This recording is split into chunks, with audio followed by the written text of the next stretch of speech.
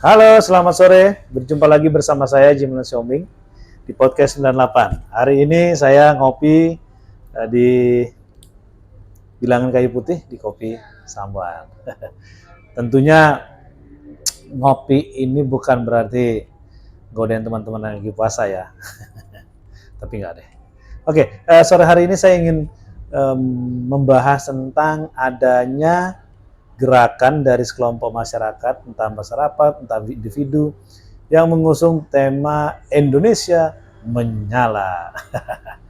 Rupanya tema ini diusung, digelontorkan, disebarkan, diviralkan untuk menyaingi isu tentang Indonesia gelap. Nah, tentang Indonesia gelap sudah saya bahas di podcast yang lalu. Apa arti gelap? Bisa gelap digelapkan, bisa gelap kegelapan. Nah, sekarang saya coba cari kaitannya tentang Indonesia menyala. Kata menyala kalau seandainya masih pada zaman kuno, belum ada teknologi, berarti yang menyala itu adalah api. Api karena ada yang dibakar, gitu. Lalu menyalalah, kemudian kegelapan itu bisa disinari oleh api yang menyala. Nah, ini yang menarik. Saya nggak tahu kenapa menarik, karena saya nggak tahu apakah orang-orang yang mengusung Indonesia Menyala itu sudah berpikir panjang. Kalau berpikir panjang, mereka seharusnya jangan memilih Indonesia Menyala dong, tapi Indonesia menuju jalan yang benar atau Indonesia jauh lebih baik gitu kan. Padahal kan pemerintahan ini juga baru sumber jagung gitu loh. Ya kalau ditanya hasilnya ya pasti belum tentu ada gitu kan. Terlepas sudah ada beberapa kegiatan-kegiatan, tapi kan kegiatan itu ya masih jauh lah dari kata berhasil. Nah, kembali ke tema Indonesia Menyala. Kegelapan yang diusung itu akan hilang ketika ada sinar yang meneranginya. Sinar yang meneranginya pada zaman dulu yang saya katakan berarti ada yang dibakar. Bahaya nggak? Indonesia menyala karena sudah berhasil membakar kegelapan di negaranya. Apa itu kegelapan yang saya maksudkan? Adalah kegelapan terhadap supremasi hukum, kegelapan terhadap perjalanan negara yang mungkin sudah mulai mengarah ke gagal sebuah negara. Mungkin ya, karena gelap ini kan bisa dikatakan karena kinerja polisi yang belum membaik. Terus kemudian persoalan korupsi yang sudah sangat menggurita. Nah, ini kan bisa lepas, bisa hilang kalau kegelapan itu dibakar karena akibat dari kinerja buruk itu ya Indonesia tetap gelap. Berarti menyala, membakar para pelaku koruptor, para birokrasi yang bekerjanya memang tidak benar. Ya seperti itu. Jadi tema Indonesia Menyala ini buat saya masih nyambung gitu.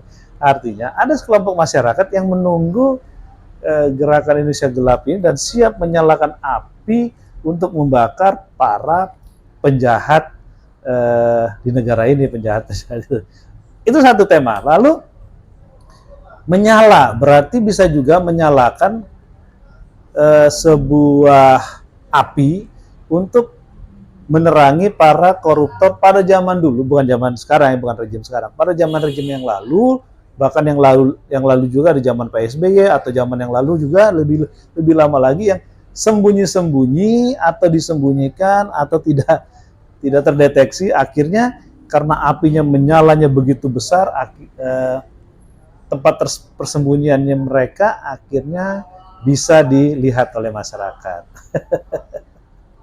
Contohnya politisi yang sembunyi terus nongol lagi menjadi seolah-olah tidak punya masalah. Ingat nggak waktu dulu kasus korupsi yang dibunyikan oleh KPK inilah, KPK cuma bisa bunyi aja, nggak mau gitu loh. Semoga KPK sekarang nggak seperti itu. Ada kasus durian, kardus durian. Begitu kasus itu mencuat, orang tersebut langsung diam, memarkirkan dirinya pelan-pelan. Artinya markir itu dia tidak tampil di permukaan, tidak tampil di televisi, lalu berharap kasusnya berjalan pelan-pelan, menjauh pelan-pelan, akhirnya tidak tercium lagi. Ketika sudah merasa aman, muncul. teneng kan gitu. Jadi menteri lagi nih si Karus Turian. Atau juga dulu ada kasus juga dibunyikan, saya lupa, yang bersangkutan juga langsung diem. Itu kalau nggak salah waktu dia anggota dewan tuh dari Golkar, langsung diem, lama diem, jadi caleg terus terpilih lagi diem lagi, terus berupaya supaya orang-orang melupakan kasusnya dan KPK juga tidak tidak menjalankan lagi dugaan-dugaan korupsinya. Tiba-tiba sekarang jadi menteri. Menteri yang ngurusin kemarin itu cukup ya bagus sih, cukup tegas ya, ikut menolak bambu-bambu laut. Tapi bukan karena bambu laut itu kita melupakan kasusnya yang pernah muncul di KPK. Lalu ada lagi kasus hutan gitu kan, itu zaman Pak SBY. Terus diam,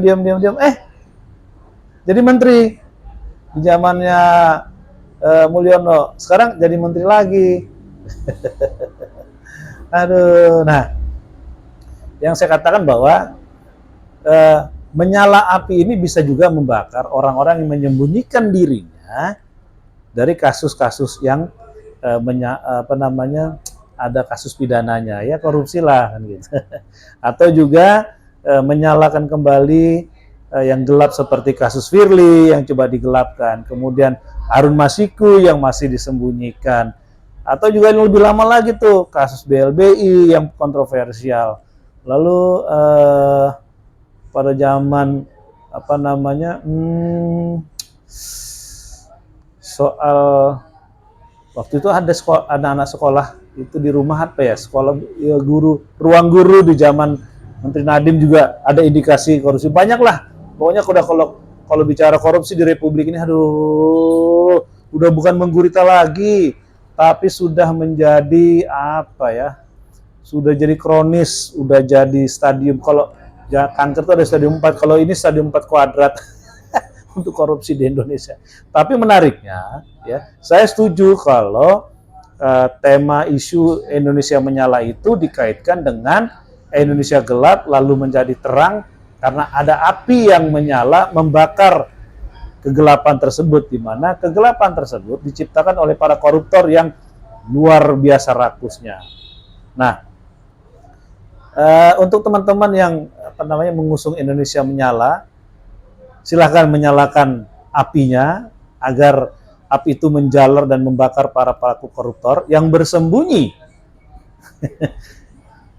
di berbagai macam tempat, yang bersembunyi dengan sedemikian banyak waktu yang panjang, agar kita betul-betul dapat meninggalkan kegelapan dan menyambut Indonesia bercahaya seperti yang kita inginkan. Saya kira teman-teman pasti setuju dong. Jadi tema Indonesia menyala yang coba mengusung keberhasilan rejim sekarang itu digeserlah, dukunglah pemberantasan korupsi di Republik ini. Karena untuk menilai keberhasilan sebuah rejim yang baru berjalan sekitar beberapa bulan itu nggak layak, nggak usah panik, kan begitu. Negara ini negara besar, saking besarnya maka koruptornya juga banyak. Tapi bukan kemudian bicara Indonesia besar seperti negara lain terus kemudian kita tidak meniru negara lain. Kalau Pak Presiden mengatakan negara kita besar sebesar Eropa, kenapa Eropa maju? Bukan karena negaranya banyak, bukan. Tapi di negara Eropa itu menurut saya, mereka tidak kompromi dengan korupsi. Mereka tidak kompromi dengan kejahatan-kejahatan kemanusiaan. Mereka tidak kompromi apabila ada oknum atau kelompok yang ingin merusak perjalanan bangsanya menjadi bangsa yang berhasil. Makanya mereka menjadi bangsa yang besar. Kalau kita kan bangsanya besar dengan sejarah panjangnya, berarti kita juga butuh yang namanya ada pemimpin yang berani membuat gebrakan yang besar agar kita bisa mengejar ketertinggalan kita. Kita tidak mungkin deh bisa maju kalau seandainya koruptor itu masih ada di sekeliling presiden. Contoh, judi online. Masa kita melupakan seperti kasus yang lama? Nggak bisa dong. Kombigi udah membongkar. Tapi ada ini isu ya. Katanya suami Bu Menteri itu juga terlibat ada kasus korupsi impor gula.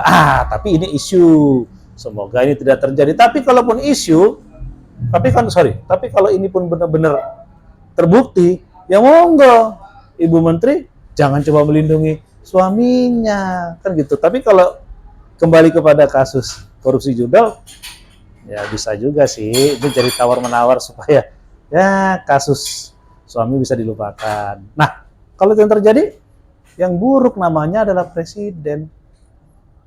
Betul dan? Nah, lalu ada lagi ya korupsi jabatan, korupsi pengaruh seperti menteri desa. Ini udah menteri desa, ngurus desa di Republik ini kan gak butuh 5 tahun itu kurang, 24 jam itu kurang.